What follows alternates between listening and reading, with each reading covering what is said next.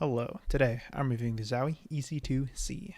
This has been a review that I've been taking my time with. I got this mouse a little over a month and a half ago, and I've been using it on and off since then. Initially, I was pretty mid about it. It is still certainly very high quality, and that did make me want to use it more, but the shape was a little bit lacking for me personally, and it wasn't as impressive as my other more preferred Ergo options. But now, after trying other stuff out and continually revisiting this mouse, I've been able to develop a new grip style that works much better for me, and I am now certainly liking this mouse more. So today I want to discuss what this mouse does well for me and give some of my thoughts about the shape after more extended use. Alright, let's get into it. The build quality on my unit is absolutely exceptional. I have been hearing a lot more issues about Zowie mice recently, whether that be a little bit of side flex like I had on my EC2-C, or scroll wheel encoder issues, or just other odd defects. But I can say from what I've experienced, my mouse copy is absolutely perfect.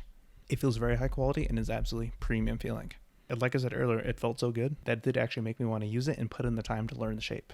This mouse certainly lives up to Zowie's tank-like reputation. The coating is just like the rest of the C series, and I am a huge fan of it.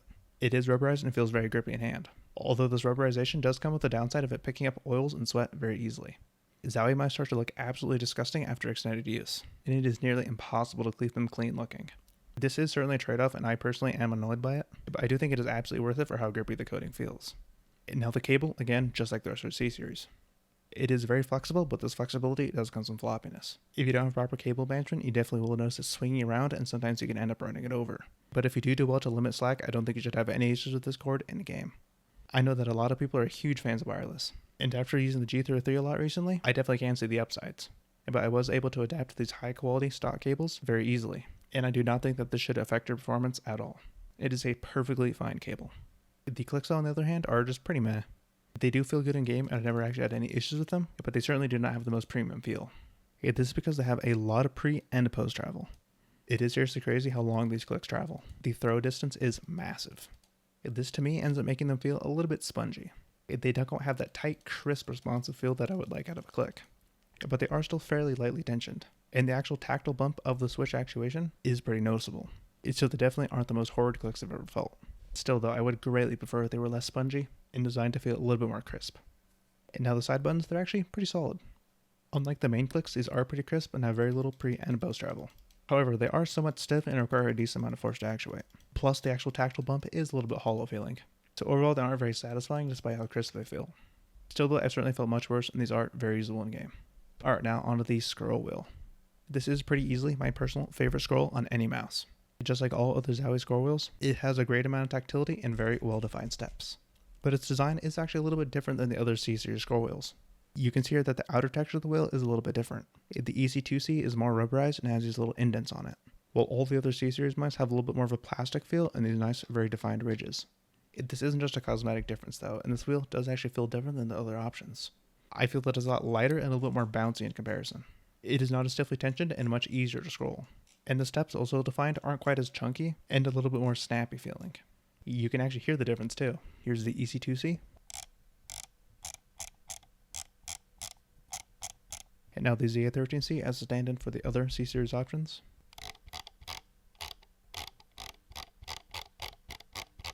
You can hear that the EC2-C is a lot higher pitched and has a much more crisp and snappy sound. This directly translates to how the wheel feels, and makes it incredible to use. The scroll wheel feel is something that is surprisingly important to me, and this mouse absolutely nails it, and legitimately makes it more enjoyable for me to use personally. I think that this could be the wheel that gets a lot of people that like smooth options who enjoy a more tactile experience. Now finally onto the black stock feet. I have actually been coming around to these and been enjoying them a lot more. Once you break them in, they are very smooth and honestly quite premium feeling. Like it's really not a bad experience overall. They are definitely pretty high friction, and they will very easily feel slower than almost every other aftermarket option, especially on these smoothed out control surfaces where the difference is much more noticeable. They also work decently well on a wide variety of surfaces. Heavily textured, hybrid style pads do not feel bad on the stock feet. Personally, I still definitely prefer aftermarket options on these types of surfaces because I do feel that the textural feedback experience you get is much more premium on higher tier skates. But again, the black stock feet are still totally usable on these types of surfaces. It is definitely going to be personal preference on whether you like it or not, and I think a lot of people will have no issues whatsoever. Just be aware that they can feel a little bit slow. Alright, now onto the shape. I'm not going to go as exhaustively into the shape as I normally do on this channel, because I did already cover it pretty extensively in my head-to-head video between this mouse and the Outside AX. Instead, I'm just going to try to describe how this mouse feels in hand, and what grip style I found worked out best for it. If you do want to see a more nitty-gritty shape review in my usual style, the video is linked up here. So the EC2 shape is easily one of the most iconic out there. Its predecessors were the most common in FPS pros. Old CS boomers absolutely love this mouse. And because of its fame and overall notoriety, it is also a heavily copied and imitated shape. This shape is so frequently riffed on that almost any time someone makes an isometric or ergonomic mouse, it is instantly called an EC2 clone. It is so iconic it owns an entire category of mouse shapes. The most important part about this iconic shape is its overall slanted design. This asymmetry with the high left and low right is what creates this classic EC feel. What it is designed to do is to tilt your wrist and create a more natural ergonomic position. For example, when I rest my hand flat on the mouse, it doesn't land straight. Instead, it very naturally curls and wraps over to create this tilted style grip. Of course, you can still grip it pretty flat, but I overall would not recommend these grips, and it's going to feel pretty awkward in this orientation. This style does have a very specific feel, and I can totally see why people won't like it as much. But me personally, I always tilt grip, so these ergos feel very comfortable, and most importantly, very natural for me to use. So also following with the theme of creating a very ergonomic mouse, the EC2-C is also designed to be very supportive and comfortable. The back part of the mouse that contacts your palm has very gentle, swooping curves. These are meant to fill out your hand as much as possible and create a very large amount of contact. All you really need to do is just set your hand flat on the shape, and it's super easy to very comfortably fill out your palm with almost no effort whatsoever. In the most natural grip I can possibly do, my palm makes almost full contact all throughout the middle portion. And then the flares I was talking about earlier fill out your hand all the way down to the bottom. It is very comfortable, very cozy feeling contact. You still do have a lot more room on the right side here because the mouse does flare out a little bit on the thumb side. But this flare isn't very aggressive and still overall very comfortable. The front side of the mouse also has these very nice comfort grooves. They are super noticeable and do give your fingers a very well-defined resting point. Once again, all you need to do is just set them down and they are locked in and very comfortably wrapped around. Now, once again, the sides also work to put your hand in a very comfortable, relaxed position. They have these nice large flares that are able to lock in your fingers and still allow you to get a solid grip, but that also allow you to position them in a pretty relaxed manner. Personally, I don't like how the right side is curved because I do feel that it forces me to push my fingers up a little bit farther than I would like, but once I was able to put more time on the mouse, I definitely stopped having issues, and I am always able to very easily pick it up and reset it as much as I want. These ergonomic side flares do definitely do a good job of allowing you to get a solid grip. Alright, now onto my personal performance with this mouse. Right now, the shape feels very consistent and reliable for me, and I am liking how it feels. But like I said at the top of the video, I did not feel this way initially, and I did have to adapt to a new grip style in order to properly enjoy this mouse. And normally I use a pincher claw, where I don't actually make much hand contact, instead I just squeeze the sides of the hump. In this grip, I didn't feel like it offered anything special over my other ergo options. The outside X simply does this grip better for me in almost every way. It feels way more comfortable, higher performance, and just better. So in many ways, the EC2-C just felt like a worse outside X for me for a pretty long time. I still never gave up on it though, and I did keep experimenting with grip styles, and I was eventually able to find one that worked out way better for this specific shape. And now I do much more of a claw-palm hybrid grip, where it worked to flatten my hand against the hump and create as much contact as possible, then of course curl my fingers back. Here I create much more contact, and my palm is almost completely filled all the way down to the bottom. I was able to do this by flattening out my grip a little bit, and normally I create a much more aggressive angle with this joint like this, but now I flatten out my entire palm and overall pull my hand up a little bit higher. Then I pretty aggressively curl my fingers back to pull this hump as deep into my palm as possible.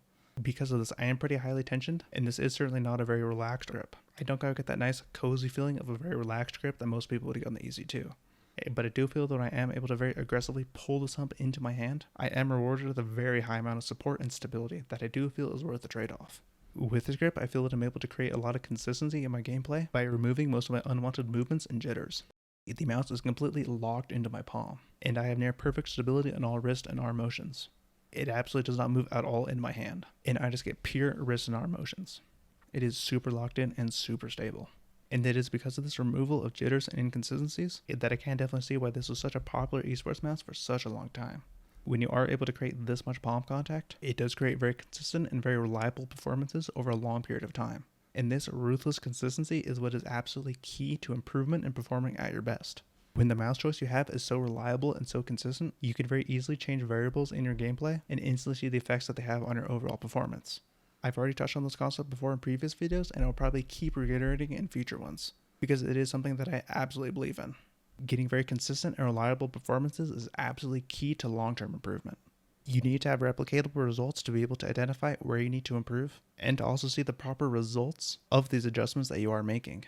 And when your mouse choice is a potential variable in the equation, when you can get a little bit of jitters or inconsistencies based on how you're feeling on that specific day, it will end up clouding our data and overall making your results far less conclusive. However, Despite the consistency that I feel in this mouse and how important of a concept I think that it is overall, I do think that this shape inhibits my mouse control a little bit more than I would like.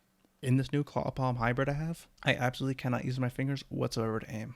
And while I do feel that this does give a great feeling of stability and consistency, it does certainly limit my overall control.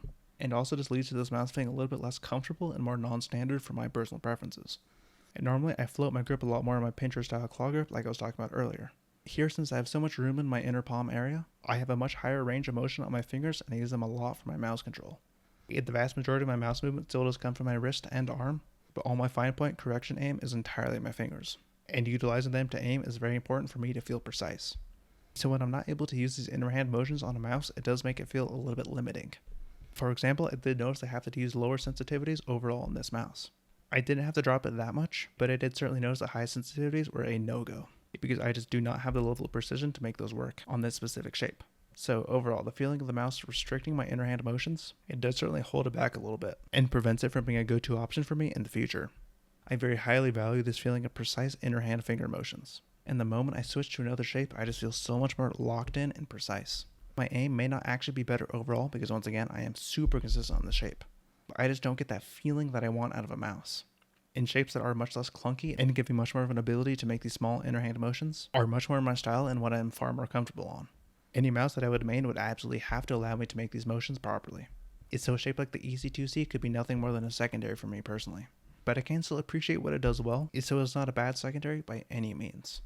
And now that I have found this new grip on it, I definitely feel that it has a place amongst my other Ergo mice. These three mice, the EC3-C, the EC2-C, and the Outside AX, are all very solid, somewhat similar feeling Ergo options for me right now. But they each have their own strengths and weaknesses that give them a little bit of identity and makes them all viable in their own regard. The EC3-C has a very high range of motion due to its much more squished down design, and I do feel that I have a very high degree of control over the shape. However, it is still much less supportive and stable, because I can't pull the hump back into my hand like I did on the EC2 due to how short it is. Then the Outside is very comfortable in the normal grip I use on every other mouse. Plus, I have the great range of motion that I always want. However, it does lack a little bit of that precise feel due to how tall and bulky the front end is. Then the EC2, I have perfect stability and consistency, but as a trade-off, it completely neuters my finger control. Each of these mice, despite having very similar designs, all have their own very unique strengths and weaknesses.